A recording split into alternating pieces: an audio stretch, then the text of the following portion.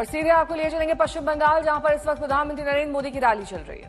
बागडोर संभाले हुए हो, जनता जनार्दन खुद चुनाव का नेतृत्व करती हो, तब ऐसा दृश्य बनता है। मैं आज आप सबको शत शत नमन करता हूं। मैं आज आपके साथ ही कोलकाता के भी लोगों का आभार व्यक्त करूंगा। कल शाम कोलकाता के लोगों ने रोड शो में और उसके पहले भी और उसके बाद भी जो प्रेम दिया, जो स्नेह दिया, जो आशीर्वाद दिए, मैं ये दृश्य कभी भूल नहीं सकता हूं।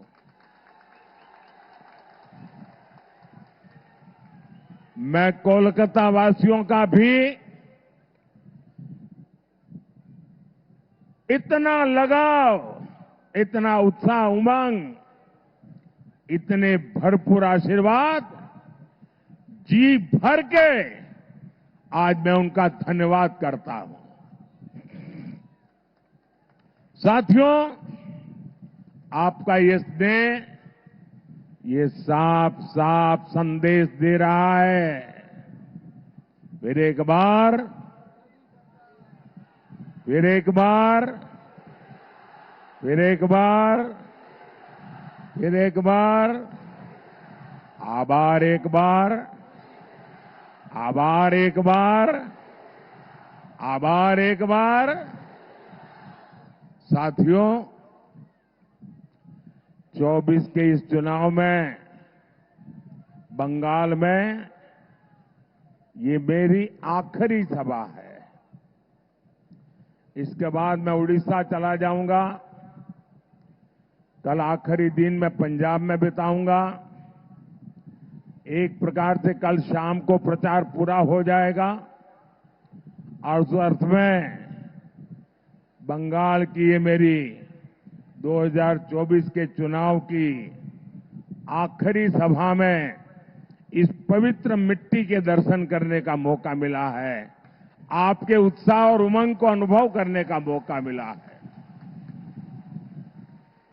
2024 का ये लोकसभा चुनाव कई मायनों में अलग है, अद्भुत है। ये चुनाव आगे बढ़कर के देश के राजनीतिक दल नहीं, देश के राजनेता नहीं, ये चुनाव कश्मीर से कन्याकुमारी, अटक से कटक, देश की जनता ने उसकी बागडोर संभाली हुई है। इस चुनाव का नेतृत्व देश की जनता कर रही है, क्योंकि उसी जनता ने 10 साल की विकास यात्रा भी देखी है और 60 वर्षों की दुर्गति भी देखी है।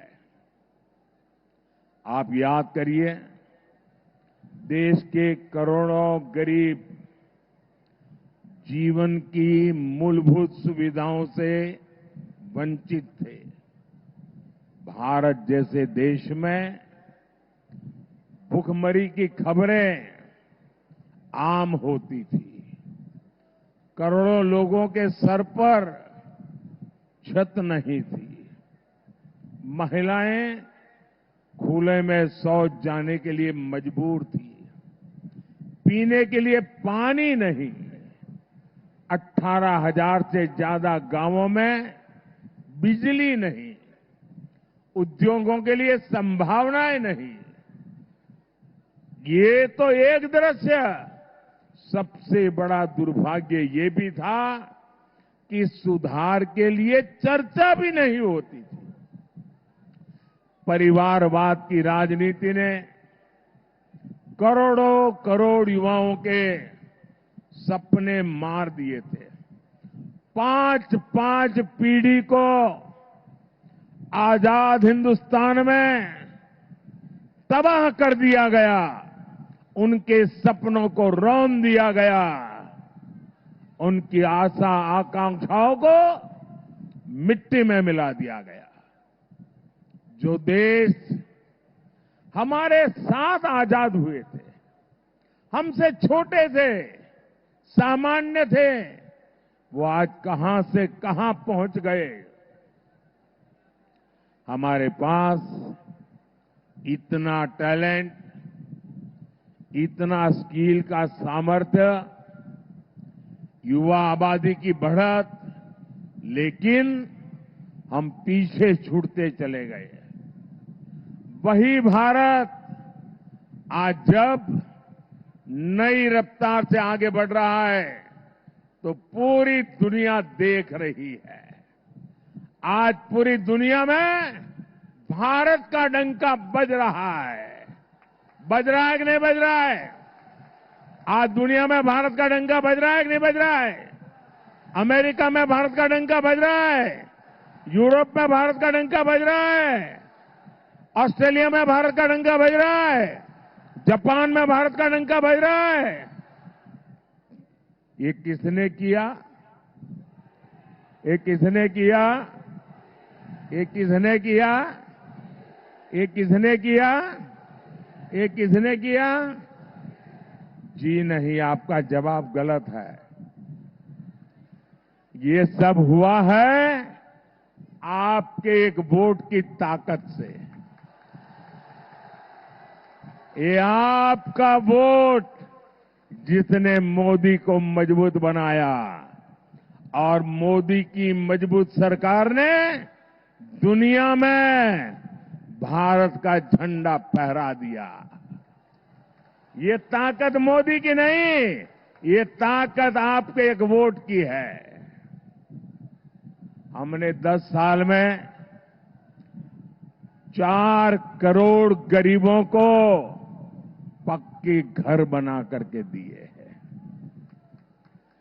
12 करोड़ से ज्यादा घरों तक पानी पहुंचाया, हर गांव तक बिजली पहुंचाई।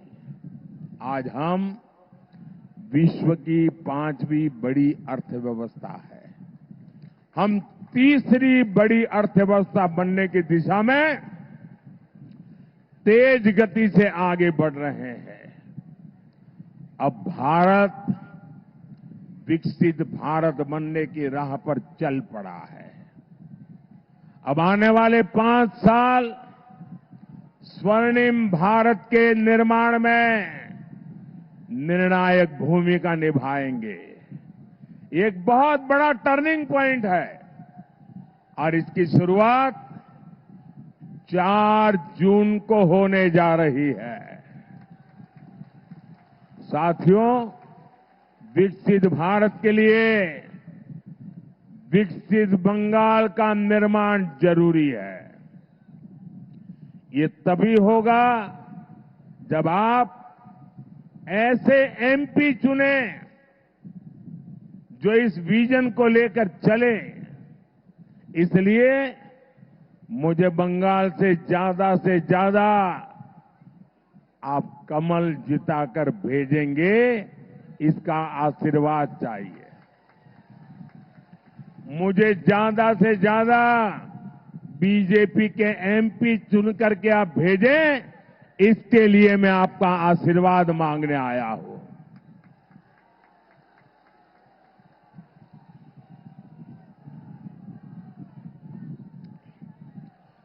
मैं आपको भरोसा देता हूं, मैं आपको गारंटी देता हूं, मैं विकसित बंगाल बनाने के लिए पूरी ताकत लगा दूंगा। साथियों, टीएमसी और इंडी जमात वाले बंगाल को विपरीत दिशा में लेकर जा रहे हैं।